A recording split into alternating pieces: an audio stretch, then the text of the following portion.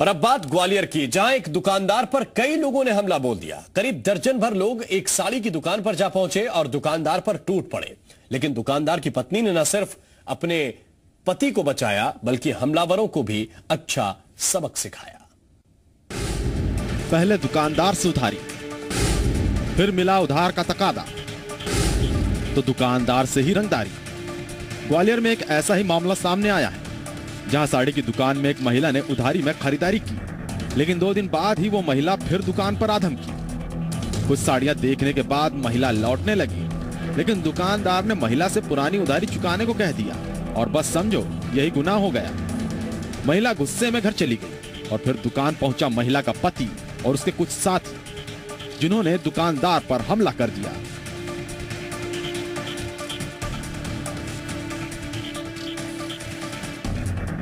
महज 1100 रुपए उधारी चुकाने की बजाय दुकानदार उदय जुनेजा पर करीब 12 लोग टूट पड़े। लेकिन दुकान में मौजूद उदय की पत्नी वंदना ने हमलावरों के खिलाफ मोर्चा खोल दिया। वंदना, उदय और हमलावरों के बीच करीब 10 से 15 मिनट तक मारपीट चलती रही और पूरी वारदात सीसीटीवी में कैद होती रही। या 20-25 लोग बाहर और 4-5 लोग अंदर घुस के जिस तरह से एकदम मारपीट लूटपाट जैसी आशंका से मैं समझ नहीं पाई थी क्या हुआ मेरे साथ। तो पता नहीं मेरे में इतनी कहां से शक्ति आ गई कि मैंने इनको कवर करके रोक लिया, इनके ऊपर आंच नहीं आने दी। मुझे भी बेरहमी से पीटा। अपने पति को बचाने के लिए वंदना बदमाशों से उलझ गई और डट कर मुकाबला भी किया, लेकिन हद तो तब हुई जब दुकानदार से मारपीट करने के बाद हमलावर खुद थाटीपुर थाने पहुंच गए और उधार लेने वाली महिला के साथ छेड़छाड़ की शिकायत दर्ज करवा दी। लेकिन उदय और उसकी पत्नी भी थाटीपुर थाने पहुंचे और सीसीटीवी फुटेज पुलिस को दिखाए गए। मैसेज मेरी उठ जाती है दुकान से 8 बजे तक। वो तो उस दिन थोड़ा करवा चौथ की वजह से बैठी हुई थी। अगर ये आज उस समय ना बैठी हुई थी तो मैं ये आपसे जो बात कर रहा हूँ ना, ये बात करने के लायक शायद ना होता, इस दुनिया में ही ना होता, क्योंकि वो लोग ये कह रहे थे इसको ख़त्म कर दो। ये एक मैसेज भी देना चाहूँगा हर दुकानदारों के लिए कि एक बार 10-12 हज़ार का खर्चा जरूर होता है, लेकिन बहुत बड़ी सुरक्षा सीसीटीवी कैमरों से। हालांकि पुलिस के सामने दोनों ने शिकायत की, लिहाजा पुलिस ने भी जांच शुरू कर दी।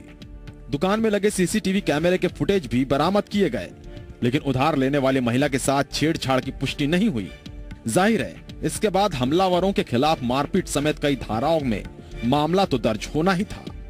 इस पूरे प्रकरण में जो मामला है, पहले प्रथम दृष्टया लेन देन पे हुए विवाद के कारण उपजा हुआ विवाद है।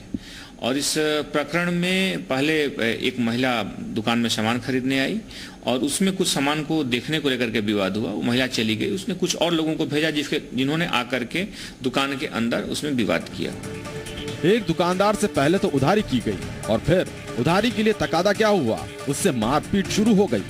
लेकिन दुकानदार की पत्नी भी जान की परवाह किए बगैर बदमाशों से उलझ पड़ी।